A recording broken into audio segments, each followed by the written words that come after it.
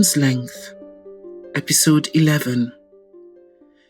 Yes, this is the name and the address. This Samuel man was receiving letters there some time ago. It's possible that he no longer lives there or in the area. Ask around discreetly. See if you can find all the information you can about him, Gabrielle said to Peter. I'll wait for you to come out and take you home first. The owner of this company isn't a stranger to me, and he's not a good man.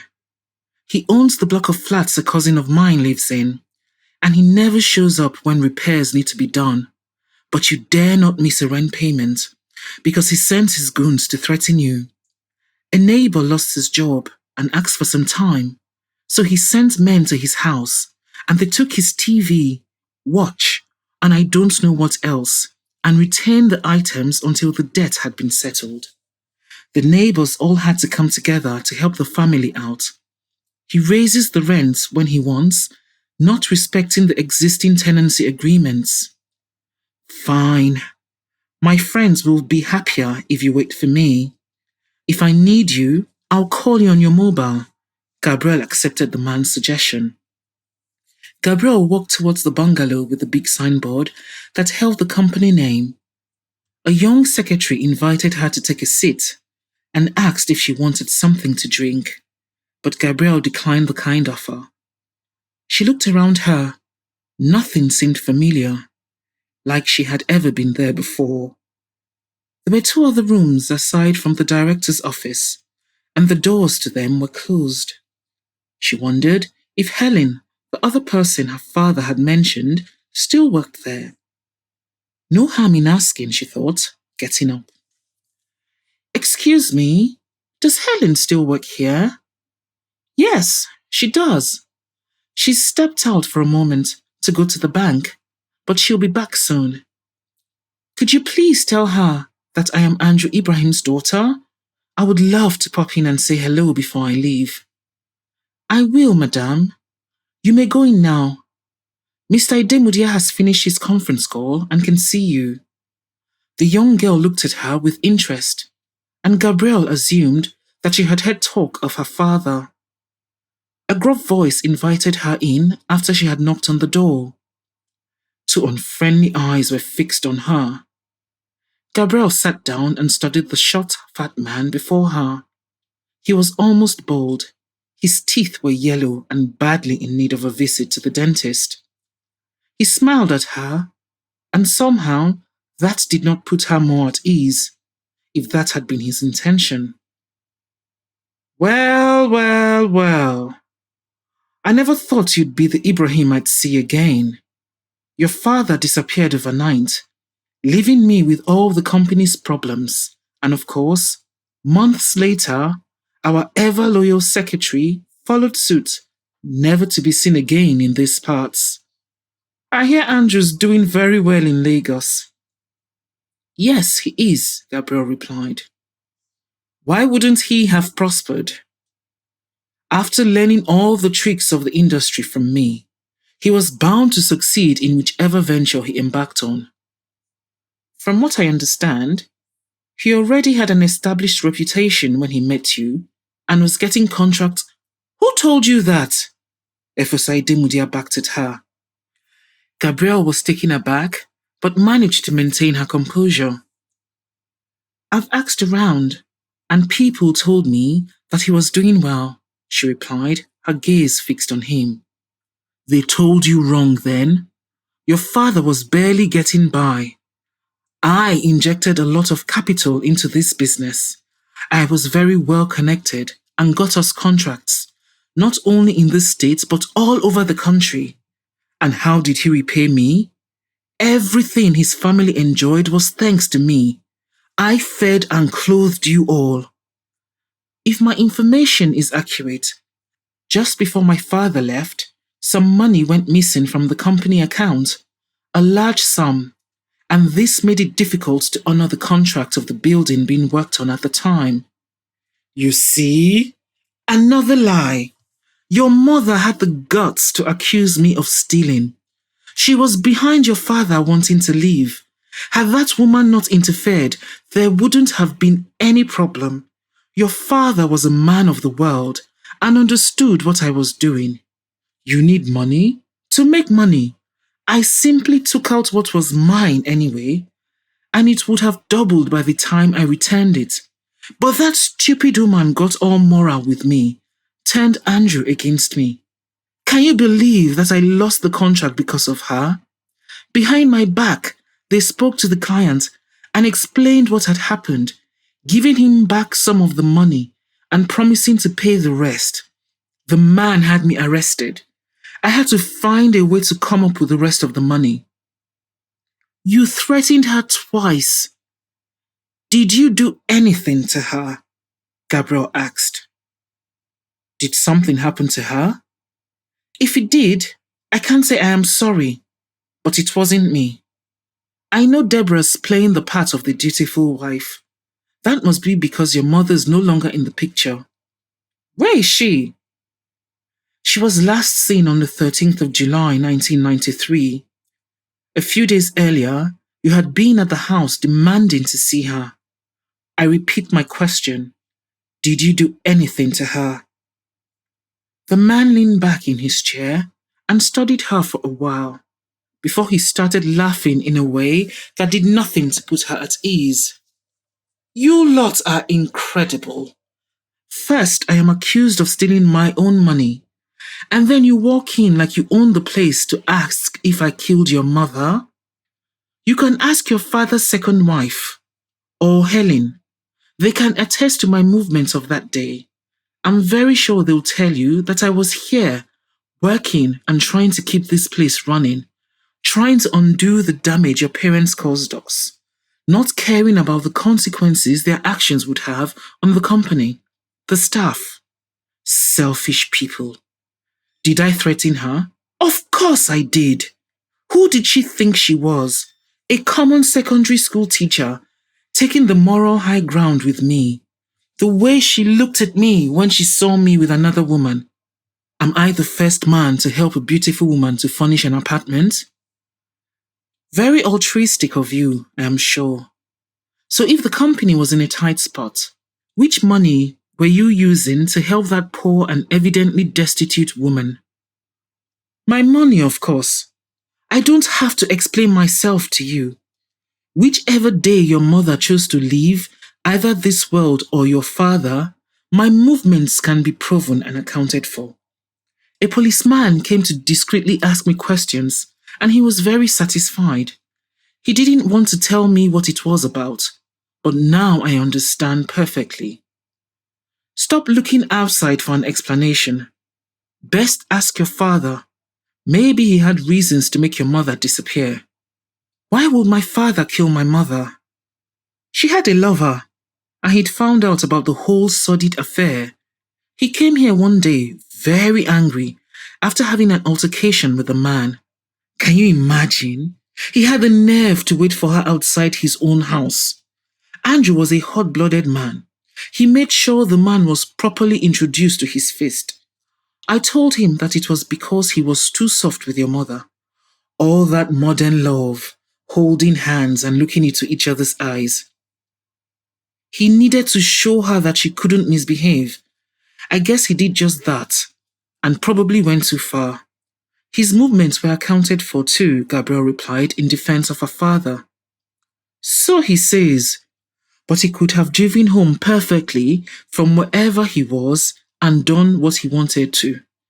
Probably hiding the body and disposing of it later on whilst you were asleep and nobody could see him.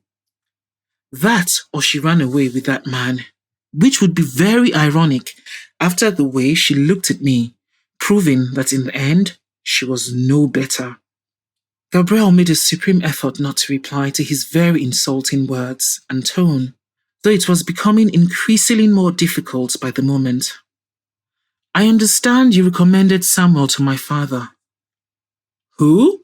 Mr. Idemudia asked. The security guard that worked at our house.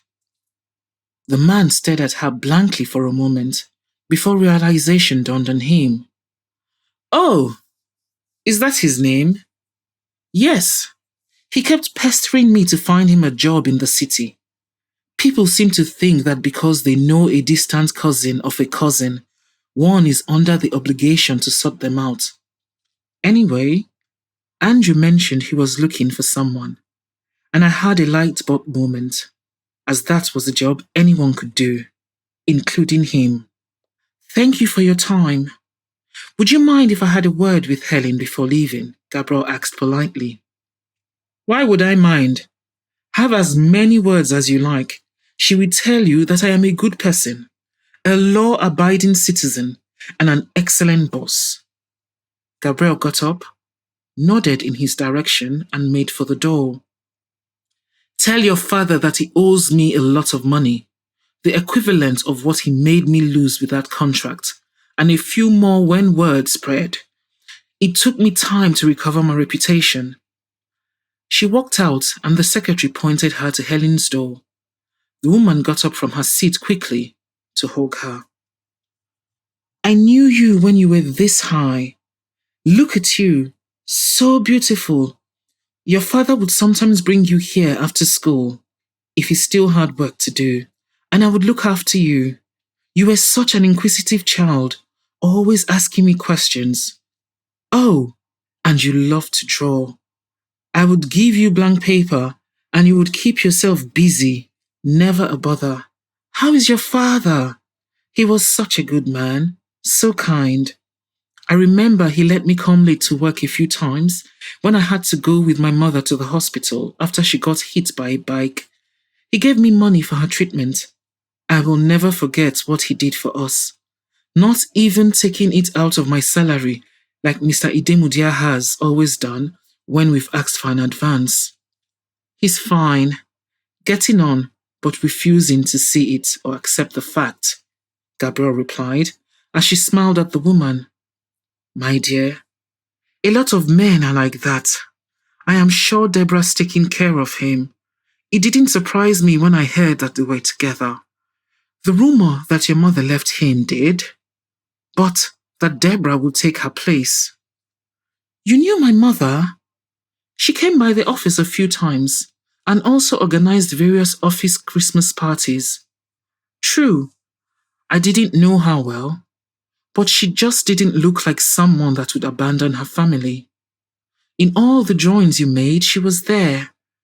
I remember you would draw her with a green necklace in her hand or around her neck.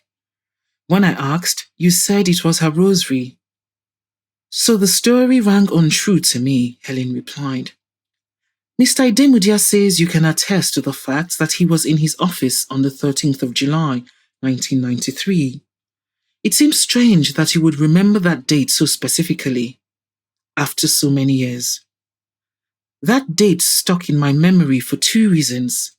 First, because the police came and asked us questions a few days later, and also because I was the one that received the call from your mother's school asking if someone could pick her up and take her home. We keep records of all those kinds of movements, so I was able to look it up and confirm it. I arranged with the company driver to do so, and Mr. Idemudia was in his office all morning. I transferred a number of calls to him. Did the driver report any incident when he came back from leaving her at home? Gabrielle questioned the woman. No. He came back an hour later to leave the car keys in the office. He only told me that she'd barely been able to walk and that a girl helped her get into the house. I see. What was Deborah like? What was her relationship with my father? It was obvious that she loved him. Everything he did was perfect to her. She anticipated his every need. We weren't close enough for me to tell her that she would get very hurt. Mr. Ibrahim was not one to have an affair. I wanted to tell her to consider other alternatives, go on dates with other men. I felt sorry for her. She was very responsible, very organized. Every detail she took into consideration. I still use her filing systems to date, and I can find everything, especially now that I'm getting quite forgetful. How is Deborah? She asked. From what you just described, she hasn't changed through the years. What kind of person is Mr. Idemudia? He's a crook. I can't use any other word to describe him other than that one. If there's a way he can bend the law or completely break it to get some kind of gain that will benefit him alone, he'll find a way to do it. I've wanted to leave so many times, but I need the money. I lost my husband quite early and I raised 2 children, and here I have a steady income. Also, now I remember another reason why the date stuck in my memory. Mr. Idemudia's wife came and made a huge scene at the office. She had found out about a female friend he was keeping somewhere in town. You need to have seen how she destroyed his office. How did she find out about that? Someone called her to tell her. She said that she had to quarrel with him every day to get money for basic amenities needed for the house, and that he was busy keeping another woman around. I felt very sorry for her. It was the first of many such sins. Now he just placates her with expensive gifts. She told me a few years ago that in consideration to her sanity, she prefers not thinking about what he's up to. She's a very good woman, bringing up those children single-handedly, as her husband was barely at home in pursuit of his many and diverse interests. That phone call was most opportune, Gabrielle said in a barely audible voice. It was. She said someone had told her what he was up to, even giving her the address the other woman had been put up in. And of course, she wasn't going to sit at home and wait for him quietly. We did know she had a temper though. It wasn't the first office argument we'd witnessed, but the first of that magnitude, and for that reason. She'd come a few times to the office to ask him for money, and by the time she left, everyone was aware of the reason for her visit. Of course, the revelation of her husband's indiscretion came at a terrible time, as that was when both of our bosses were barely speaking because of some missing money. To us all, it was evident what the funds had been used for. So everyone in the office was accounted for that day? Yes, we were all busy in our offices as there was a lot of work during that period. But I remember that we didn't miss the argument and all commented on it later. Do you suspect foul play? Your questions after all this time. I don't know what I suspect. We never saw her again, and I just wanted to try to get an insight on her last days, Gabrielle replied. Both women were silent for a moment, probably thinking the same thing. Helen smiled at her and held her hand. I don't know what happened, but I do know that she was a lovely woman and good-natured. You inherited her elegant and calm poise. Thank you so much for your help and your kind words. I hope you find what you're looking for. Gabrielle hoped that her search for the truth would not destroy the family she had just recovered.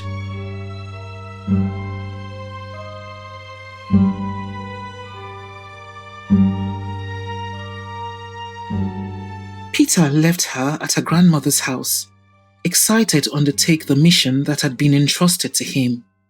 She found Elise talking to her mother in the kitchen when she arrived. Hello, Gabrielle. I thought I'd pop by and see how you were both doing and invite myself to lunch, of course. The woman walked over to give her 2 kisses, and her grandmother beamed at her, raising her head from the chopping block where she was cutting onions. She goes out every day, refusing to reveal where to. I think it has something to do with her young man. Oh, you have a young man? Pray, do tell, Elise asked, sporting a cheeky smile. Gabrielle laughed as she perched herself on the kitchen stool. She loved watching the older woman cook. For some reason, it made her feel at home, a sentiment that she had never known. Grandmère, you spoke to Paul the other day. He is my young man. Well, I don't know if you can call a 37-year-old man young these days, but... Ah, Paul. What's he like? Tell me every single detail. I missed all the teenage years and your crushes. So yes, we can call him young man, as this is a first for us. Did you have a lot of crushes? Her aunt teased her, a wicked grin on her face. Gabrielle shook her head and chuckled. I had a few. Nothing significant. Paul is my first serious boyfriend. Both women looked at her in shock, the cooking left on pause for a moment. How is that possible? You have looked at yourself in the mirror? Her aunt asked in a tone that indicated that the conversation could very well be termed a popcorn moment. No mystery, really. I was quite reserved growing up and didn't find it easy to let my guard down and open up to people. So I did have friends, but somehow always kept them at arm's length. Plus, Auntie Amina was quite scared of me getting into trouble, I think, and had a no boys in my house rule whenever she was in London during my summer or Christmas holidays. I was invited to stay with her family, and she was quite strict about that with her kids, and me by extension. So I was always on my best behavior, so she would keep asking me to stay.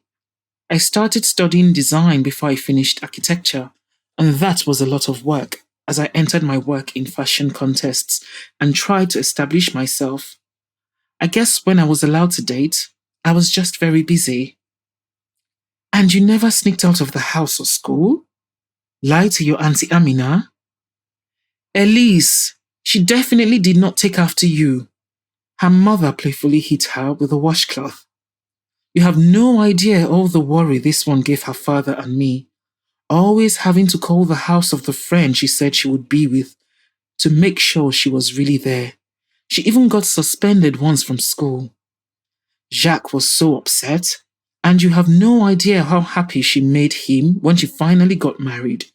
The tears he shed as he walked her down the aisle were of relief. Her aunt shook her head in mock hurt and grinned. Maman, you needed to have the real twins experience. At least one of them has to give you headaches. And I made that really difficult sacrifice for you. Some actions just never get the thanks they deserve. Elise, you haven't changed. You always have an answer for everything. Anyway, we digress. Yes, I spoke to Paul, who seems like a very nice and respectful man. He promised to come and see me as soon as his shed permits him to do so. But there's another very handsome man that is vying for her attention, the older woman revealed as she winked at Gabrielle. On hearing those words, her aunt pulled her stool closer to hers and nudged her to tell her, Alex is a friend. I barely know him, and yes, he's what a lot of women would call handsome and charming. A lot of women? All women! At least he has class, style, even said. Gabby, it seems that Maman has chosen her candidate. I think it's only fair I meet him too, so I can help you decide. This is my cue to go and freshen up. I'll be right back. Gabrielle laughed away their protests as she got up to leave the kitchen. 10 minutes later, she made her way back and Elise was waiting for her in the living room, patting the sofa next to her, indicating she was to take a seat. I felt like things got rather awkward when you visited my house, and I don't want you to get the wrong impression that can lead to misunderstandings. I need to clear the air, as I don't want there to be a distance between us. Having you back in our lives is really an unexpected gift. My mother would say from God, and on this occasion, don't tell her, but I agree with her. Gabrielle listened to the woman and smiled in agreement, feeling relieved of the chance to calmly talk about things, especially as Elise made her feel like she was looking at her mother's image so many years later. With time and maturity, one discards a lot of childish behavior and negative emotions. Look, I was jealous of Sophie. I can't deny that. I am not proud of it. But it is what it is. She always followed the rules, never got into trouble except when I made her, and had this very calm demeanor about her. The thing was, she was happy. It wasn't an act or a pretense. She just exuded an interior peace. I always needed to be doing something I shouldn't. Normal for me was getting punished for one misdeed or the other. I had a constant desire to be the center of attention and was very possessive of Sophie. I couldn't stand that Loveth girl, but if there's one thing I want you to take away from this, it's that I loved Sophie very much. Deceiving Steve was one of the most stupid things I ever did, and it's been my biggest regret. If I could go back in time and change a number of things, that would be the first thing on my list. Thanks to that, I was estranged from her during her last days, and I have never been able to forgive myself for that show of pride, stubbornness, and my inability to accept that I had made a mistake and see just how much I'd hurt her. She wiped the tears from her eyes, a faraway look in them. Gabrielle held her hand, trying not to cry too. After such a long time, the probability of knowing what happened to her is very low. You're all that we have left of her, and I don't want to build another wall between us because of that same pride that sometimes still resurfaces. I am a work in progress, Elise smiled weakly as she acknowledged the fact. You haven't. I am very happy to have met you all. This is a part of me that I didn't even know existed. For so many years, I asked about my mother, her family. Now, there can be a side for the bride's family in church with actual people sitting on it. The question is, will it be Paul or Alex's family on the other side? Both women laughed and went back into the kitchen, the aroma from the food letting them know that things were going in the desired direction. They sat down to eat, and the theme of the conversation was love, both women telling her how they met their husbands and what they had felt. Soon after, her aunt left and Gabrielle washed the dishes, her grandmother having fallen asleep in front of the TV. Gabrielle called her father's house and asked to speak to Deborah. A few moments later, the familiar sound of her voice came on the line. Hello, Gabrielle. Your father is getting better by the day. Against my advice, he went to the office both yesterday and today. I assume that's why you're calling. Actually, no. But thank you for the report. I've been talking to people that were relevant to what happened 27 years ago and close to my mother. I went to your former company today and spoke to Efosa Idemudia and Helen, and now I wondered if I could ask you a few questions. That was a long time ago. I'm not sure that I remember much, but of course, I'll help in any way I can. Your father has been trying to remember details about that period and has also been asking me questions. There was some bad blood between my parents and Efosa just before my mother disappeared. What can you tell me about that? Gabrielle asked. I got a call from the bank one day as a check we'd issued to pay for some materials had been rejected. So I went down to the bank with a letter from your father authorizing me to speak to the manager and see the accounts. I discovered that almost all the funds had been withdrawn by Efosa Idemudia. Of course, there was a terrible blowout between them. Efosa saw no reason why he had to explain himself.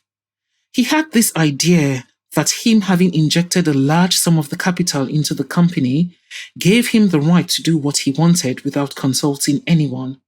The truth is that I'd warned your father before he entered into partnership with him. His reputation was not the best. The precedence of his wealth was not clear. But did you know that my mother had a run-in with him? I did. He came to work afterwards, furious, and said he would put a stop to all her nonsense. Then a day later, your father told me to get the client on the line, and I know that they met up to try and find solutions to the situation. Shortly afterwards, they lost the contract, and Efosa was taken to the police station. How long was this before my mother disappeared? You mean left? This conspiracy theory that you're building will not lead you anywhere. I am humoring you and replying to your questions because it's what your father wants. But you have him going over and over the past, trying to remember if he missed something, and it isn't good for his health. Yesterday, he got a telephone call from one of your friends. He refused to tell me what it was about, but he remained pensive throughout the evening. Look, we've never been the best of friends, and I have always been fine with it. But you playing the amateur detective is only going to hurt your family, and you're not even going to discover anything. You grew up without a mother. Do you want to lose your father too? It might be hard to accept, and I get that you refuse to come to terms with the fact that your mother abandoned you. But you see, she did, and that is something that I'm certain about. What do you mean by that? Gabrielle asked. Your mother was having an affair. I have no idea with whom, but on 2 occasions I saw her in the company of a man. Once at a restaurant, they were holding hands. The other, she was inside a parked car.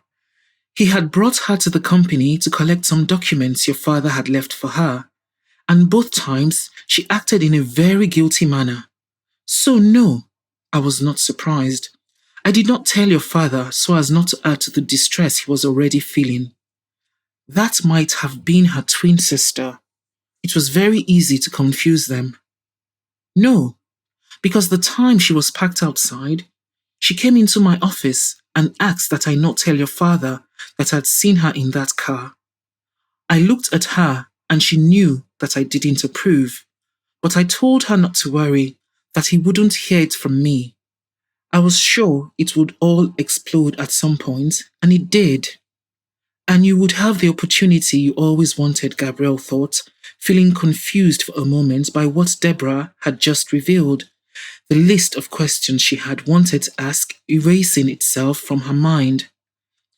I have worked very hard through the years to create a new life for your father and myself. I encouraged him at first from a distance with every new venture he embarked on, and then he made me a job offer. I knew the business and how he worked, and I became his first right-hand woman. I'd like to say that I care what opinion you have of me, but I don't really. Still, I suppose you won't stop until you leave no stone unturned. So it's no use my trying to open your eyes to the truth. You'll have to crash and hit the brick wall yourself. Was Efosa in the office on that 13th of July? Were you? Gabrielle continued interrogating the other woman. We all were, witnessing the unfortunate show his wife and himself put on. The only person that was not there was your father. Maybe you ought to consider that if something happened to your mother, he will automatically become the chief suspect. I have to go now. I really have wasted too much time on this. We've all moved on, and you should do the same. Wait, one more thing. Who knew that he was having an affair? Efosa, I mean. Who didn't know? Your mother saw them about, for example. Anyone could have seen them. Plus, a few women had come to see him in his office. That man was always loitering around the premises, but work was the last activity on his mind. Goodbye, Gabrielle, and remember that your father's recovering from a stroke that he wouldn't have suffered. The woman cut the call, leaving Gabrielle to connect the dots. She looked at her phone. There was a missed call from Peter, so she called him back, anxious to know his news. Good evening, madame. I just got back home. I went to the address you gave me, and the family was no longer living there.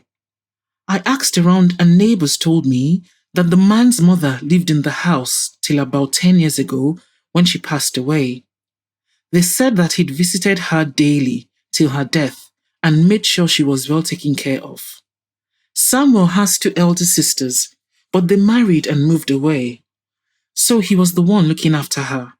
I was told that he built a house in a nearby village, but I wasn't able to get his current location. Do you know if there are any small settlements close by? She asked Peter. I know the area well. There are 2 or 3 villages nearby. We will go to both and ask around. No harm in trying. If he made daily visits, it couldn't have been from a faraway place. Yes, because he always rode his bike. A shopkeeper I spoke to mentioned that detail, the man replied. Thank you, Peter. I'll call you tomorrow and tell you when I wish to go. You have been most helpful.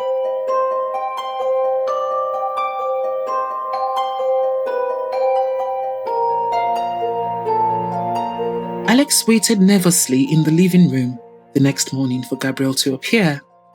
Her grandmother had let him in and asked if he wanted breakfast, but he had declined. Hi, Alex. I called you last night but didn't want to call again. I assumed you were busy. I wasn't expecting you. I was about to call Peter to... I think you should sit down. There's something I need to tell you. She studied him gravely and did as he asked. I went to the police and told them everything we know. Well, more to a close contact I have that I knew would act promptly and take me seriously. You did what? Why on earth would you do that? Without even asking me first? The eyes that stared at him in equal measure of shock and anger were blazing, and if it had not been such a serious moment in which the probability of him being shown the door was quite high, he could have spent more time thinking on how beautiful she looked when she was angry. Because you would have said no, refusing to acknowledge the danger you were putting yourself in. Not to mention the fact that a crime needs to be investigated by the police, not by amateur sleuths that could possibly invalidate evidence that could be of use in a trial. Gabrielle was still staring at him in profound shock, as if searching for words to adequately express what she was feeling. So he decided to use the opportunity of her silence to continue. They found the bullet yesterday evening. What bullet? The question of the older woman caught him by surprise. She walked towards them, searching both their faces for answers. Gabrielle got up and held out her hand to her, leading her back to the sofa to sit by her side. Romer, I've been talking to people that were around at the time of my mother's disappearance, trying to find out if there was something more to the note my father found. The sister of a neighbor told us that she'd heard something that had sounded like a gunshot that morning. A gunshot? She clasped her hands over her mouth, beginning to tremble. Gabrielle put her arms around her as the old woman seemed to have difficulty breathing, and Alex went to the kitchen to get a glass of water. I was right. I told you my Sophie wouldn't leave like that without saying a word. Someone did something terrible to her. My Sophie. The woman wailed, and Gabrielle shot Alex a murderous look as he shrugged his shoulders helplessly at her. You said something about finding a bullet. When I came in, you were saying something about that. The older woman spoke to Alex, searching for answers. I spoke to a contact of mine at the police, and they went to see the landlord to get his permission to go into the house. The tenant was at work and asked if they could wait till the evening when he got home, and they found a bullet lodged in a wall. The hole had been plastered and painted over. It has been bagged and taken to the lab, but an investigation has been opened. Call Elise. Tell her to come over as soon as possible, the woman instructed her granddaughter. But where's her body? I don't understand. What about the note? She asked Alex as Gabrielle made the call. They don't know yet. 27 years is a very long time. There were actually various layers of paint on the wall. I am so sorry that my news has disturbed you. It really wasn't my intention to cause you further pain or distress. No. I've prayed to God for such a long time not to take me out of this world before knowing what happened to my daughter. When Elise told me that Gabby had replied her email, I thought I would finally know, but she's on her way, Grandmère, Gabrielle said. I think I should leave now, Alex said. You need some time to process this. The police will be in touch with you to let you know what will happen next. He got up. The older woman seemed to be lost in her thoughts and did not reply. Gabrielle was still holding her. I'll see you out, she said. Once they got outside, they stood facing each other. It was obvious that she was trying to make a supreme effort to remain controlled. When she finally spoke, he did wonder what she would have said had she not tried to calm herself. Why would you do that? You didn't think I had the right to know? To be consulted first? No, I didn't. You would have said no, and I know that I did the right thing. As to your first question, I just didn't want to get a call telling me that something had happened to you. Why would anything happen to me? I am just asking questions that would be natural to anyone in my situation, she replied, evidently exasperated. Really? It seems you simply refuse to face facts, and since you are an intelligent woman, that surprises me. How can't you see that you're constantly putting yourself at risk? Who dies just after the murder victim in every fiction story? The person that goes around asking questions, thinking he or she is being very clever. Your questions might seem innocent, at most curious, to someone that has nothing to hide, but not to a killer. This is a police matter. Your grandparents were right all those years ago. This should be handled by professionals. Yes, you've made sure of that. Did you for a second stop to think that you're making my father the center of attention? A man that just had a stroke and doesn't need the added stress of being under investigation for a crime he didn't commit? If he's innocent, he'll have nothing to fear and will be the first person to want his name cleared from all suspicion. Do you think I had no intention of going to the police at a certain point? That I'd hide the evidence? Now that you've involved them, who's going to want to speak to me or tell me the truth, like most of them have been doing when they thought they had nothing to fear? I needed more time. The woman took a deep breath and glared at him. Biting her lip, she shook her head. Yes, you just opened up a can of worms without really caring. Alexander Jacobs, that is the story of your life. You don't stop to consider how your actions affect others.